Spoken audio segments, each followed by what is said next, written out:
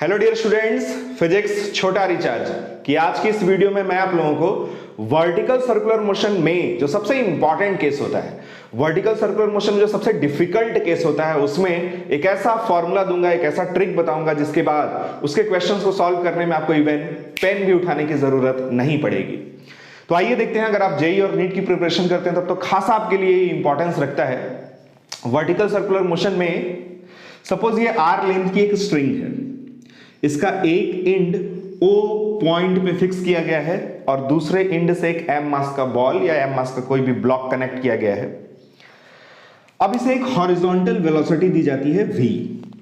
Depending upon this velocity इसका motion अलग अलग तरह का होता है। अगर आपने वर्टिकल सर्कुलर मोशन पढ़ा होगा डिटेल में या मेरी वीडियोस देखी होंगी तो आपको पता होगा इसमें टोटल 5 केसेस बनते हैं। तो पहले जल्दी से उन 5 केसेस को देख लेते हैं कि अलग अलग वेलोसिटीज के लिए इसका मोशन कैसा कैसा होता है, फिर किस पर्टिकुलर केस के लिए जो मैं फॉर्मूला देने वाला हूं वो आपको अच्छे से समझ आएगा। सबसे पहला केस नंबर 1, अगर इसकी वेलोसिटी रूट ओवर 2rg से कम होगी तो इसका मोशन सर्कुलर आर्क में ऑस्किलेटरी मोशन होगा। केस नंबर 2, अगर velocity exactly root over 2rg के इक्वल होगी तो इसे अगर आप velocity exactly root over 2rg के इक्वल दोगे तो ये यहां से यहां तक पहुंचेगी, यानी स्ट्रिंग हो जाएगी हॉरिजॉन्टल। इस पोजीशन में वेलोसिटी 0 हो जाती है, स्ट्रिंग में टेंशन भी 0 हो जाता है और ये पूरे कंप्लीट लोअर हाफ सर्किल में ऐसे ऑस्किलेटरी मोशन करेगा। यानी अगर ऑस्किलेशन की कंडीशन पूछी जाए तो v should be less than और equal to root over 2rg। Case number 3, जब ये वेलोसिटी रूट ओवर 2rg से ज्यादा होगी लेकिन रूट ओवर 5rg से कम होगी।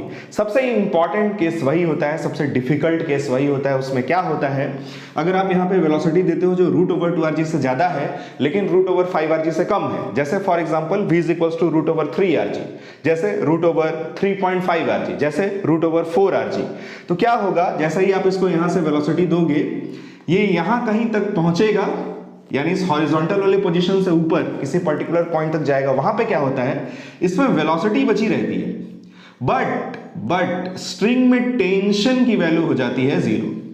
टेंशन की वैल्यू 0 होने से जैसे ही ये थोड़ा सा और ऊपर उठता है स्ट्रिंग ढीली हो जाती है, स्लैक कर जाती है, जिससे ये फर्दर इस सर्कुलर ट्रैक पे नहीं चलता।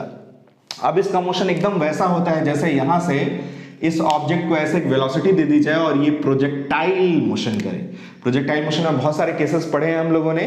तो अब इसके बाद इसका मोशन सर्कुलर ट्रैक पे नहीं होगा, अब इसका मोशन प्रोजेक्टाइल मोशन होगा। यही केस सबसे इंपॉर्टेंट केस होता है और इसमें सबसे प्रॉब्लम होती है ये एंगल कैलकुलेट करने में, और इसी एंगल को कैलकुलेट करने का मैं आपको आज फॉर्मूला देने वाला हूं। केस नंबर 4 और केस नंबर 5 भी देख लेते हैं। अगर इसे वेलोसिटी आप एग्जैक्टली रूट ओवर 5rg के इक्वल दोगे तो क्या होगा, अब ये सर्कुलर ट्रैक को कंप्लीट भर कर पाता है।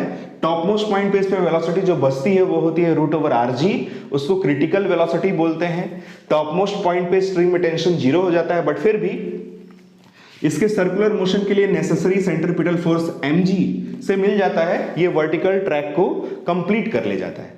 और अगर यहां पे वेलोसिटी रूट ओवर 5rg से ज्यादा होगी तब तो ये आराम से इस सर्कुलर ट्रैक को कंप्लीट करेगा। इन दो केसेस में बोलते हैं कि इस ऑब्जेक्ट का लूपिंग हो रहा है। और जब वेलोसिटी रूट ओवर 5rg से ज्यादा होगी तो यहां पे स्ट्रिंग में टेंशन भी होगा, स्ट्रिंग में टेंशन कहीं भी 0 नहीं होगा, स्ट्रिंग कहीं भी स्लैक नहीं करेगी, इसका परफेक्ट वर्टिकल सर्कुलर ट्रैक में वर्टिकल सर्कुलर मोशन होगा। अब इस केस पे वापस आते हैं। इस केस में ये एंगल निकालना ही सबसे डिफिकल्ट पार्ट होता है। उसमें मुझे पता है आप कैसे सॉल्व करते होगे। अगर यहां पे वेलोसिटी दी जाए तो यहां और यहां में आप पहले एनर्जी कंजर्वेशन प्रिंसिपल यूज करते होगे, यहां वेलोसिटी निकालते होगे, फिर उसके बाद यहां पे सेंट्रीपिटल फोर्स का फॉर्मूला लिख के फिर उसमें वेलोसिटी को पुट करके इधर उधर करके फिर थीटा की वैल्यू कैलकुलेट करते होगे। नहीं, वैसा नहीं करना। हमें क्या करना है, थीटा की वैल्यू को कैलकुलेट करने के लिए एक फॉर्मूला लगाना है, which is cos theta is equals to n-2 divided by 3। अब इसमें आप पूछोगे कि सर n क्या है, तो n है, अगर यहां पे वेलोसिटीज को दी जाए रूट ओवर nrg तो यहां से आपको मिलेगी n की वैल्यू। स्वाभाविक सी बात है कि n की वैल्यू 2 से ज्यादा होगी लेकिन 5 से कम होगी। जैसे फॉर एग्जांपल अगर v रूट ओवर 3rg दिया जाए तो सबसे पहले केस पकड़ना है कि ये वेलोसिटी √2rg से ज्यादा है और √5rg से कम है। इसका मतलब है पक्का इसमें ये वाला केस बनेगा। एक पर्टिकुलर एंगल के बाद स्ट्रिंग में टेंशन 0 हो जाएगा, स्ट्रिंग स्लैक कर जाएगी, इसका मोशन अब फर्दर सर्कुलर ट्रैक पे नहीं होगा बल्कि कैसा होगा, प्रोजेक्टाइल मोशन होगा। एन की वैल्यू कितनी दिख रही है, 3। यहां पुट करेंगे तुरंत आपको मिलेगा cos theta is equals to 3 - 2 that is 1/3, यानी थीटा इज इक्वल्स टू हमें मिला cos इनवर्स 1/3। तो ऑब्जेक्टिव में अगर ये पूछा जाएगा तो सीधे आप आंसर बता सकते हैं। ये एंगल अगर पता चल जाए तो हम ये वाला एंगल भी बता सकते हैं। फिर अगर एक और एग्जांपल लें, v is equals to √4rg ले लिया जाए तो एन की वैल्यू आपको कितनी दिख रही है, 4। यहां पुट करेंगे तो cos थीटा की वैल्यू कितनी मिलेगी, 2/3। ये आता है लगभग 48.2 डिग्री। ऊपर से ध्यान रहे इस फॉर्मूले में आपको एंगल कहां से लेना है, एंगल जो हमें मिलेगा वो मिलेगा ऊपर वाले वर्टिकल लाइन से। नीचे वाले लाइन से अगर पूछा जाए तो 180 - 48.2 ये लगभग 131.8 डिग्री के आसपास आएगा। इस पर्टिकुलर एंगल पे ऐसा होगा, क्या होगा, अगर वेलोसिटी आप √4rg दोगे तो इस पोजीशन से 131.8 डिग्री या फिर cos इनवर्स नीचे से एंगल कितना आएगा, -2/3। इस पर्टिकुलर एंगल पे स्ट्रिंग में टेंशन 0 हो जाएगा। इससे पहले तक ये ऑब्जेक्ट सर्कुलर ट्रैक पे चलेगा, उसके बाद ये ऑब्जेक्ट सर्कुलर ट्रैक पे नहीं चलेगा, वो ये प्रोजेक्टाइल पाथ फॉलो करते हुए प्रोजेक्टाइल मोशन करेगा। तो आई होप आपको ये क्लियर हो गया कि किस केस में कौन सा फॉर्मूला कैसे अप्लाई करते हैं।